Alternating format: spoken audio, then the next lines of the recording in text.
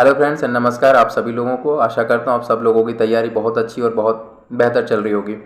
तो फिलहाल में अभी आरपीएफ एसआई और कांस्टेबल के जो फॉर्म है वो भरे जा रहा है, जिसकी आखिरी तारीख है 14/5/2024। अब इस पेपर की हमें तैयारी कैसे करनी है, कांस्टेबल हो चाहे वो एसआई की, उसके लिए एक तो हमारे पास सिस्टमेटिक और टाइम मैनेजमेंट होना चाहिए, एक शेड्यूल होना चाहिए, और ये कहूँ कि सिलेबस के अकॉर्डिंग हमें पढ़ाई करनी है। तो उसके लिए हमारे पास क्या स्ट्रेटेजी होना चाहिए जिसके लिए हम ज़्यादा से ज़्यादा मार्क्स एग्ज़ाम में प्राप्त कर सकें। तो इस वीडियो में हम चर्चा करेंगे कि हमारा क्या शेड्यूल होना चाहिए। तो जो लोग इस चैनल पर नए हैं इसको सब्सक्राइब ज़रूर करें, लाइक करें, सब्सक्राइब करें और पूरा वीडियो ज़रूर देखें, स्किप मत कीजिएगा। चलिए आखिर शुरू कर दें कि आखिर हमारा प्लान क्या होना चाहिए।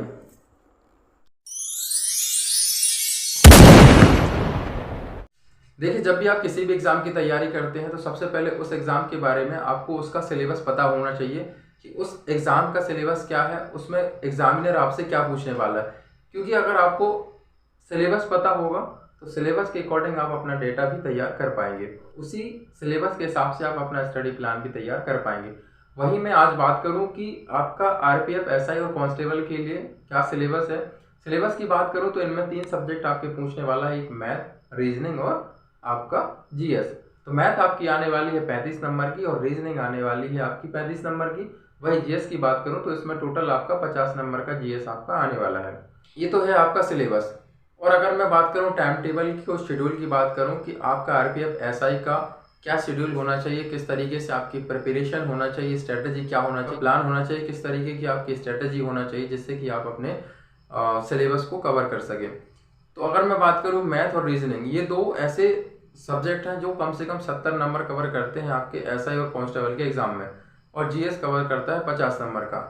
देखो, मैथ में लगभग अगर मैं मान के चलूँ तो 20 से 22 टॉपिक्स होते हैं, वहीं आपके रीजनिंग में भी 20 से 22 टॉपिक्स होते हैं। और जीएस में देखो टॉपिक्स बहुत सारे होते हैं, उसमें history, geography, polity, science, current affairs, computer, ये बहुत सारा डेटा होता है। तो वो डेटा कवर करने में आपको बहुत सारा टाइम चाहिए, और अगर आप कितना भी उसका डेटा कवर कर लें जीएस का तो आपको लगेगा कि वो डेटा कम ही है। तो सबसे पहले अगर हमें आरपीएफ एसआई कांस्टेबल की बात करूँ, बेस्ट तैयारी की अगर आपका बेस्ट प्रिपरेशन की बात करूँ, अगर आपको सिलेक्शन लेना है तो मैथ रीजनिंग ज़रूर कवर कीजिए। क्योंकि अगर आप मैथ और रीजनिंग कवर कर लेते हैं तो लगभग 70 से 75% डेटा आप यहीं से कवर कर लेंगे।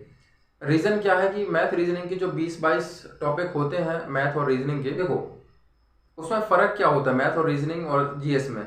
मैथ और रीजनिंग के जो टॉपिक होते हैं उसमें आप सिलेबस से बाहर या आपकी पढ़ाई से बाहर क्वेश्चन नहीं पूछ सकता है। मैथ का लेवल चेंज कर सकता है, मैथ का क्वेश्चन का फॉर्मेट चेंज कर सकता है, बाकी आपकी मेथड, आपका क्वेश्चन सॉल्व करने का तरीका वो चेंज नहीं कर सकता। आप किसी भी मेथड से, किसी भी फॉर्मूले से क्वेश्चन का आंसर लेके आ सकते हैं। ये तो है मैथ रीजनिंग का। वहीं जीएस की बात करूँ, अगर आप एक बार दिमाग में आया तभी आप उसको कर पाएंगे, अदरवाइज आप उसको नहीं कर पाएंगे। तो सबसे ज़्यादा तो ऐसा है जिससे कि आप सबसे ज़्यादा टाइम किसको दें, मैथ और रीजनिंग को दें। कम से कम 3 से 4 घंटे आप मैथ को दीजिए, और रीजनिंग की बात करूं तो रीजनिंग को कम से कम 1 से 1.5 घंटा आप डेली दे सकते हैं। वहीं अगर आप जीएस की बात करूं तो ऐसा नहीं कि उसके लिए टाइम नहीं देना है, तो जीएस के लिए भी कम से कम 3 से 4 घंटे आप ज़रूर टाइम दीजिए। अगर मैं अपनी टाइम की बात करूं कि मैं अपनी तैयारी कैसे करता था, तो मैं हर एक टॉपिक को, हर एक सब्जेक्ट को एक टाइम के हिसाब से बांटा करता था। कम से कम मैथ के लिए 3 से 4 घंटे दिया करता था, क्वेश्चन लगाया करता। क्योंकि अगर आपको बेसिक से तैयार करना है मैथ तो आपको कम से कम 3 से 4 घंटे डेली देने पड़ेंगे। वही रीजनिंग की बात करें तो 1 से 1.5 घंटा आप उसको देंगे तो भी वो कवर हो जाएगा। जीएस की बात करूँ तो जीएस में क्या है आपका हिस्ट्री, पॉलिटी, ज्योग्राफी, तो मैंने कम से कम 1-1 घंटे के हिसाब से हिस्ट्री, ज्योग्राफी, पॉलिटी और साइंस के लिए डिवाइड कर रखा था, जिससे कि मेरा डेटा हर एक समय में अपडेट होता था और कवर हो जाता था। तो इस तरीके से आपको प्लान करना है, चाहे आप रात में पढ़ें चाहे आप दिन में पढ़ें, इससे फ़र्क नहीं पड़ता है। आप किसी भी टाइम में पढ़ें, आपकी तैयारी अच्छी होना चाहिए और आपका टाइम मैनेज होना चाहिए। दूसरी चीज़ अगर मैं बात करूं कि प्रीवियस पेपर को देखना और प्रीवियस पेपर को लगाना क्यों ज़रूरी होता है। किसी भी एग्ज़ाम में जब भी आप प्रीवियस पेपर की बात करें तो वो प्रीवियस पेपर देखना इसलिए ज़रूरी होता है क्योंकि उससे आपको पैटर्न पता चलता है कि किस लेवल के क्वेश्चन आ रहे हैं, किस टॉपिक से कितने क्वेश्चन आ रहे हैं, किस तरीके का पैटर्न पूछा जा रहा है, किस टॉपिक से कितने ज़्यादा क्वेश्चन आ रहे हैं। और वहाँ पे आपको पता चल जाता है कि कहाँ पर आपकी वीकनेस है और कहाँ पर आपकी स्ट्रेंथ है।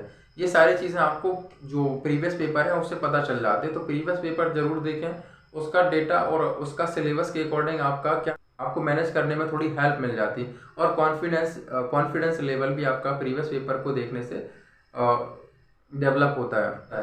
वही अगर मैं बात करूं कि जो वनडे एग्ज़ाम होते हैं तो उसके लिए आपको मॉक टेस्ट लगाना, मॉक टेस्ट देना बहुत ज़रूरी होता है। मॉक टेस्ट क्या होता है? मॉक टेस्ट आपकी तैयारी का एक फॉर्मेट होता है। अगर आपने तैयारी की है तो मॉक टेस्ट लगाएंगे तो उसमें आपका रिजल्ट ये शो करता है कि आपकी वीकनेस कहाँ है, स्ट्रेंथ कहाँ है। मॉक टेस्ट में आपके जितने नंबर आ रहे होते हैं वहाँ पर आप उसको जब एनालिसिस करते हैं तो उसमें आपको पता चल जाता है कि किस वाले पार्ट में आपकी कमी हो रही है, चाहे आप मैथ की बात करें, रीजनिंग की बात करें या जीएस की बात करें।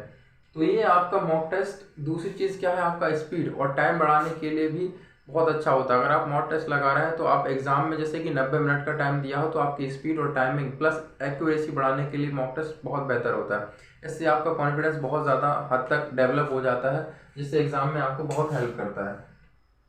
तो ये आपको मॉक टेस्ट कम से कम वीकली अगर मैं बात करूँ तो 2 से 3 अगर आप मॉक टेस्ट लगाएं तो बहुत ज़रूरी है, क्योंकि अगर आपने जो डेटा तैयार किया है, आपका जो सिलेबस तैयार किया है, उसमें आपका मॉक टेस्ट में ही वो सारी चीज़ें दी रहती हैं। मॉक टेस्ट से एक तरीके का आपको एग्ज़ाम का फॉर्मेट मिल जाता है कि आपने कहाँ पर कमी कर रहे हैं और कहाँ पर आपको ज़्यादा और पढ़ने की ज़रूरत है, कहाँ पर आपको और तैयार करने की ज़रूरत है।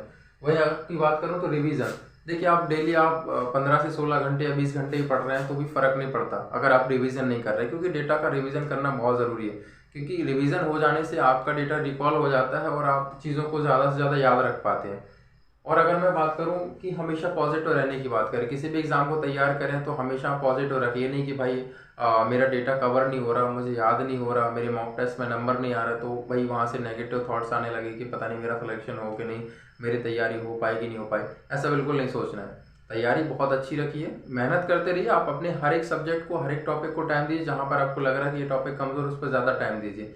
अभी क्योंकि एग्ज़ाम की डेट आई नहीं है, जब एग्ज़ाम की डेट आएगी तो अभी बहुत टाइम है उसमें, इसलिए आप अपने आप को बिल्कुल पॉजिटिव रखें, हर वक्त पॉजिटिव रखें और फालतू की चीज़ों से बिल्कुल दूर रहें। ऐसा नहीं कि भाई आपका ध्यान भटक रहा है किसी फ्रेंड ने कि चलो घूम के आते हैं, किसी की शादी में, किसी की बर्थडे पार्टी में, ये तरह तरह की चीज़ें, इन चीज़ों को कभी नहीं करना है। इनसे बहुत ज़्यादा टाइम वेस्ट होता है। सबसे पहले आप अपने कैरियर पर फोकस करें और हमेशा पॉजिटिव रहें और हमेशा पॉजिटिव एटमॉस्फेयर में रहें, ताकि आपको बहुत हद तक इस चीज़ का हेल्प मिल सके कि आप ऐसे लोगों से हमेशा मिले जो तैयारी कर रहे हों, या फिर वो अपने, और हमेशा ऐसे लोगों के आसपास रहें या ऐसे लोगों से मिले जो तैयारी कर रहे हों या उस माहौल में रहते हों।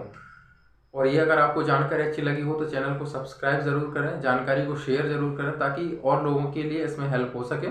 बाकी आप अपनी तैयारी करते रहिए, मेहनत करते रहिए, आपका सिलेक्शन ज़रूर होगा। जय हिंद।